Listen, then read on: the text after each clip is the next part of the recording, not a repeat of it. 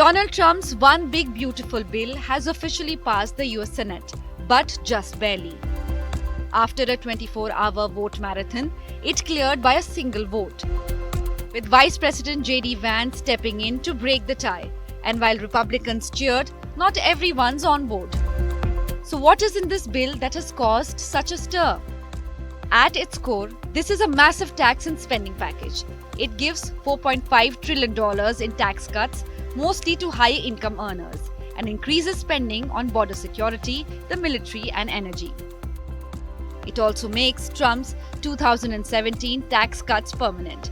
Tax breaks that were about to expire at the end of 2025.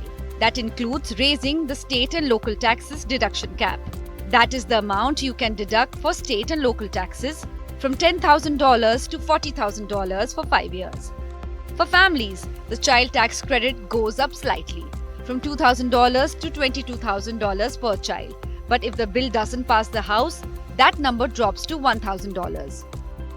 Senior citizens also get a boost, with a new $6,000 bonus tax deduction for people aged 65 and above. But where does the money come from? That is where it gets controversial. The bill cuts over $1 trillion from Medicaid, the public health program for low-income Americans. It also reduces food assistance under SNAP, Supplemental Nutrition Assistance Program. In fact, the Congressional Budget Office estimates that nearly 12 million people could lose health insurance by 2034 if this bill becomes law. On immigration, the bill sets aside a massive $350 billion. That includes $46 billion for Trump's border wall, $45 billion for detention beds, and funds to hire new ICE agents by 2029, part of Trump's plan to launch the largest mass deportation effort in US history. The bill also dismantles clean energy tax breaks, a move that would end credits for electric vehicles and home energy upgrades by 2025. These were key parts of President Biden's climate policy.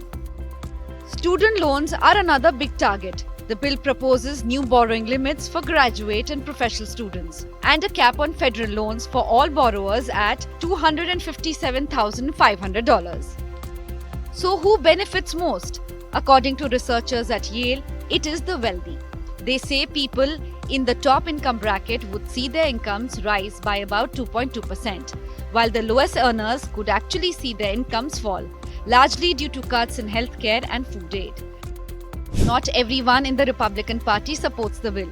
Senators Susan Collins, Tom Tillis, and Rand Paul all voted against it.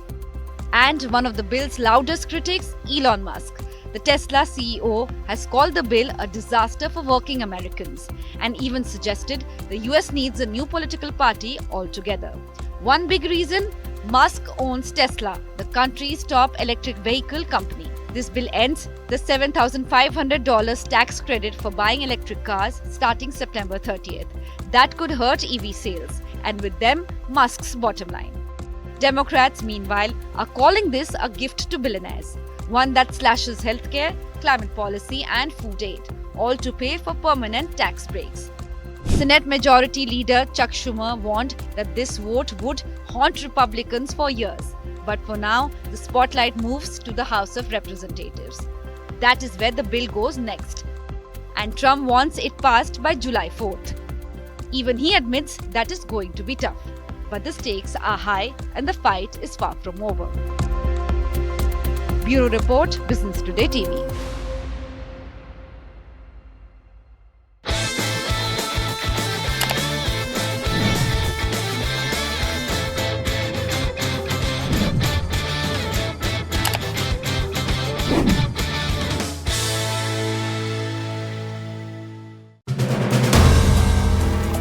If you like the video, do like, comment, share and subscribe.